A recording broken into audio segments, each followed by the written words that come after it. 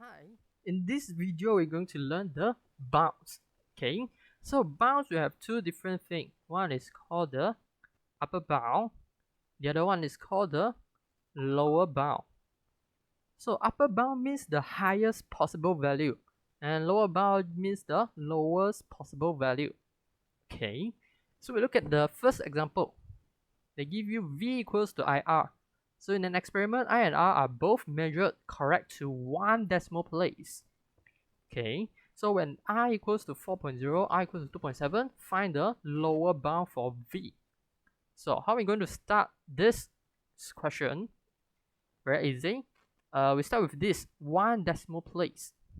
Okay, this 1 decimal place is for us to find the bound value. So 1 decimal place means something like 0.1. You use this 0.1 divided by 2, you get 0.05. So this 0.05 is something like our bound value. Okay, so since they're asking for the lower bound, so V equals to IR. If you want to find the lower bound for V, means my I must be lower bound value and my R also must be the lower bound value.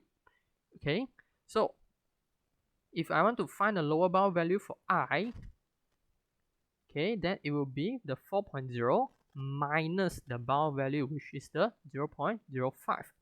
Then I get 3.95.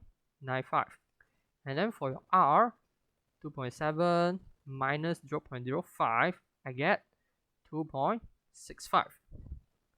Once you got the lower bound for both I and R, okay, just put it back into this formula.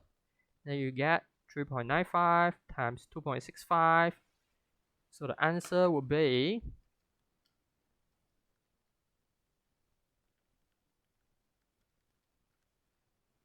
10.47. Okay, easy peasy. So next one, S equals to D over T. So in an experiment, D and T are both measured correct to two significant figures. So when D equals to 7.6, T is 0.23, find the upper bound for S. So from this formula, you can see that it involves division.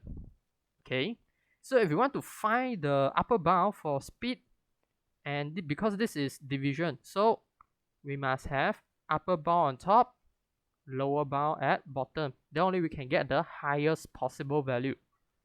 Okay, but if you want to find the lower bound for S, then you'll be lower bound on top, upper bound on bottom.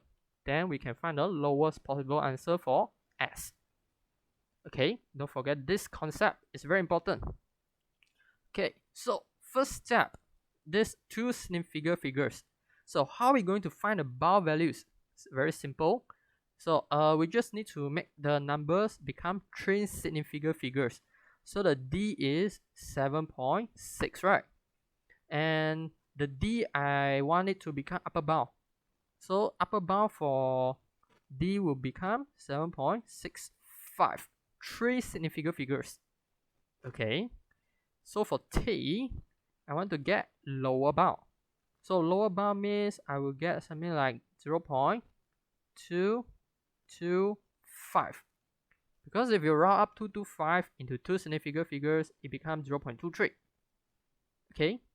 So once you get the D and T, you sub it into the S. So 7.65 divided by 0.225.